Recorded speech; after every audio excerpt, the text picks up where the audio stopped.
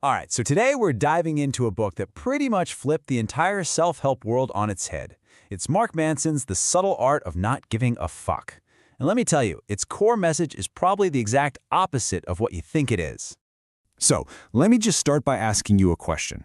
Have you ever felt that the harder you try to be positive, the more miserable you feel?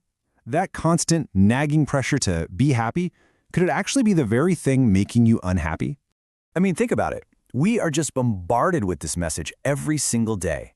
Your social media feed is this endless highlight reel of people living their quote-unquote best lives. Ads promise you a happier, better you if you just buy one more thing. And gurus are always telling you to just think positive. But this constant focus on what's positive, Manson argues, actually creates what he calls a feedback loop from hell. And this right here, this quote, is pretty much the heart of the entire book. It's a paradox, and Manson calls it the backwards law. It just completely turns all that conventional wisdom on its head. So let's really dig into what that actually means. Okay, so this idea, the backwards law, it's really the central pillar of the whole book. And what it suggests is that our culture's obsession with chasing happiness is precisely what's stopping us from ever finding it. Here's the fundamental problem. When you desperately try to be happy, you are sending a message to your own brain that you aren't happy right now. You're just focusing on what you lack. You know, it's kind of like when someone tells you, hey, whatever you do, do not think of a pink elephant. What's the very first thing that pops into your head? Yep, a pink elephant. And you can see this law play out everywhere. The person who desperately wants to be rich feels poor and insecure, no matter how much money they have. The person who's obsessed with being sexy and desired only ever sees their own flaws in the mirror. And chasing happiness just makes you feel more and more alone. So, if chasing positivity is a dead end, what's the alternative? Well, Manson's answer is actually pretty profound. He says that life, by its very nature, is full of problems. Suffering is just part of the deal. The secret isn't a life with no problems. It's a life with good problems, problems you actually enjoy solving. And that idea flows perfectly into our next key point, the importance of actively choosing your problems. See, this is where you really start to take back control. Because if problems are a constant in life, the real question isn't if you'll have them, it's which ones are you going to choose to have. You know, everybody wants the big reward at the end. The success, the amazing relationship, the perfect body. But Manson says that's the wrong way to think about it. The more important question, the real question, is this. What struggle are you willing to endure to get there? Because the pain you're willing to choose, well, that's what determines the life you're going to live. I mean, just look at the incredible true story of Hiro Onoda. He was a Japanese soldier who spent almost 3 decades hiding out in the jungle, fighting a war that had ended long, long ago. Now, he chose a struggle, and he was unbelievably disciplined about it. But he dedicated his life to a cause that didn't even exist anymore. His struggle was meaningless, and that's what makes his sacrifice such a tragedy.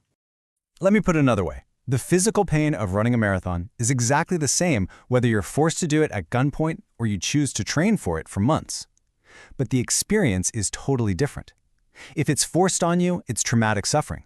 But when you choose it, that very same pain becomes a source of meaning, of pride, of accomplishment.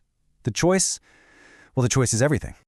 Okay, so this leads us to another just game-changing distinction that Manson makes, and that's the difference between fault and responsibility. A huge amount of our suffering comes from just getting these two things mixed up. It's actually pretty simple when you break it down. Fault? That's all in the past tense. It's about what already happened. You can't change it. Responsibility, on the other hand, is in the present tense. It's about what you choose to do about the situation, right here, right now. And that you always control. So, imagine you wake up and find a baby on your doorstep. Now, is it your fault the baby is there? Of course not. But it is 100% your responsibility to decide what happens next. Do you call for help? Do you panic?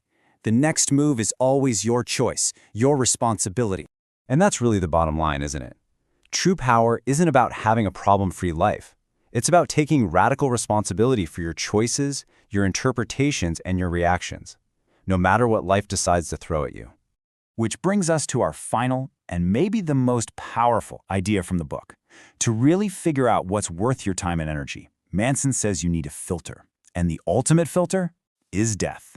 Now, I know that sounds super morbid, but just stick with me here because it's actually an incredibly clarifying tool.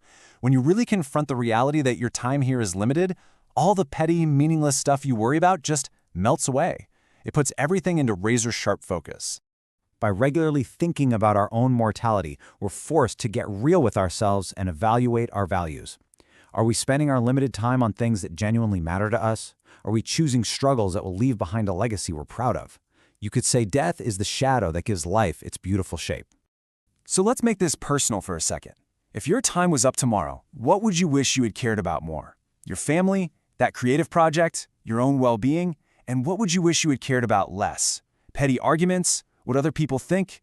This simple question is the ultimate tool for cutting through all the noise. And that, right there, is the real subtle art.